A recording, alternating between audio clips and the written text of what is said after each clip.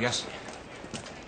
A úplně poslední věc. No. Kdyby tě Ruth přistihla nebo začala něco tušit. Ne, neboj se, to říkám jen pro každý případ. No. Zatloukej, zatloukej, zatloukej. Neptej se jí, co ví nebo neví. Zatloukej. Co když to vážně zatloukej. ví? Co když to vážně? Co když... Zatloukej, zatloukej.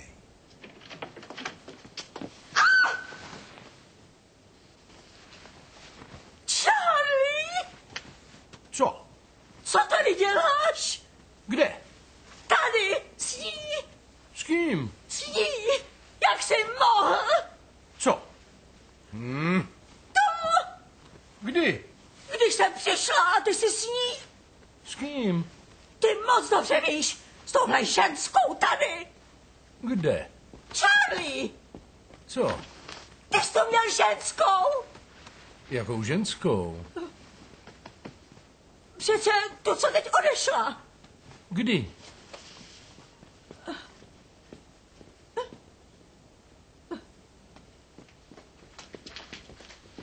No Charlie, Co? to tobě není ani trochu hanba? Proč? Protože...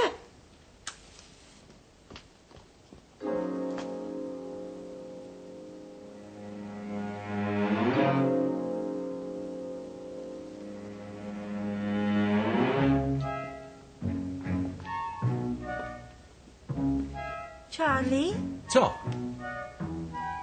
co by si dal k večeři?